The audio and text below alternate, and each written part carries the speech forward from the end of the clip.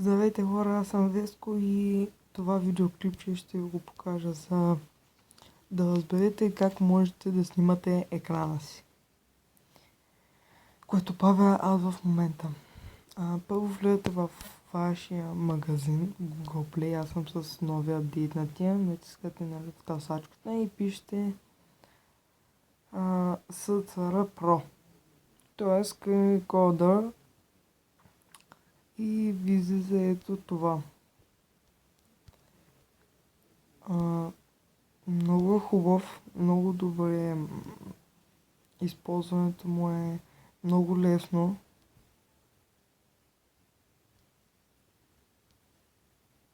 Както виждате. Дори аз сега ще си го инсталирам. Нищо, че имам програма с която да снимам.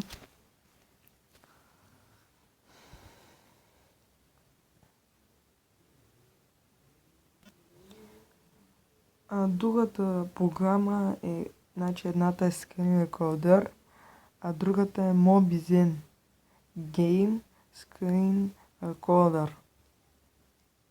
Това е другата. Тази дето е Mobizen for Samsung, не я теглете, тя не ви трябва. Тази аз няма да я тегля за сега. Излизам от тук.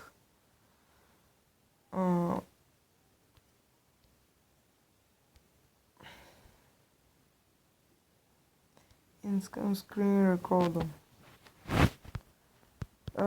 Пише сега No Recording, защото трябва да имате това телефона ви да е рутнат. Това е ето Screen Recorder лиценз. За да го получите този лиценз безплатно, трябва да имате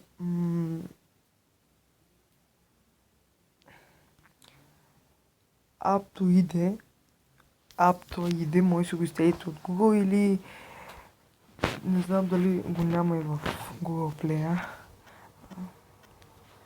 Има го Aptoide.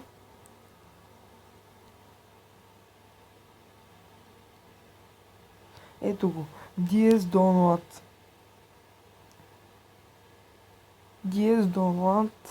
Теглите го и оттам си теглите лиценз.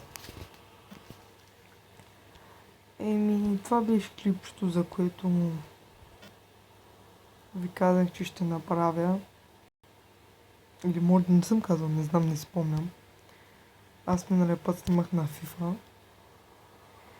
И да, това беше всичко от мен. Аз бях Веско и до скоро. Чао, чао!